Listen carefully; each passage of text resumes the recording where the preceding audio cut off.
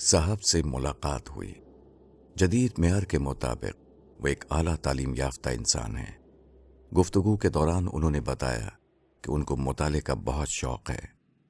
वो ज़्यादातर अंग्रेज़ी नावलें पढ़ते हैं। इसी के साथ वो संजीदा मौज़ूआत पर लिखी हुई किताबें भी पढ़ते हैं। उनका कमरा अंग्रेज़ी किताबों से भरा हुआ है। मैंने उनसे पूछा कि आपने सैकड़ों नावलें और किताबें पढ़ी हैं। इस मुताले के दौरान आपने बहुत सी बामाना बातें पढ़ी होंगी। इस किस्म की कोई एक मिसाल बताइए।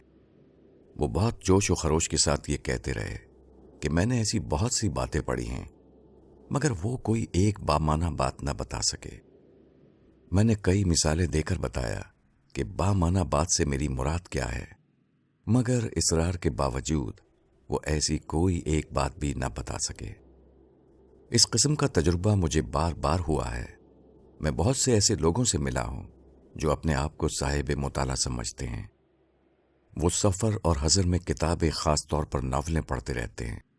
वो जोश के साथ उन किताबों की तारीफ़ करेंगे, लेकिन जब ये पूछा जाए कि कोई एक सबक की बात या बामाना बात बताइए जो आपने इन किताबों के मुताले से पाई हो, तो वो ऐसी कोई बात नहीं बता पाते।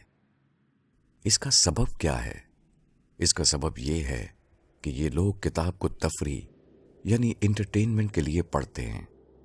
वो किताबों को इसलिए नहीं पढ़ते कि इससे हिकमत यानी विजडम और नसीहत की चीज़ें दरियाफ्त करें और मुताले को अपने ज़हनी इर्तिका का ज़रिया बनाएं।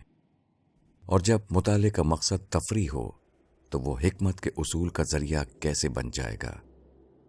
इन लोगों से जब ये कहा जाए कि आपको अपने मुताले में कोई हिकमत की बात इसलिए नहीं मिली कि आपने सिर्फ तफरी के लिए मुताला किया था, तो वो हरगिज़ इसका एतराफ़ नहीं करेंगे। इस बे-एतराफ़ी का सबब किब्र हक़ी है। यही किब्र हक़ी लोगों के ज़हनी इर्तिक़ा में सबसे बड़ी रुकावट है।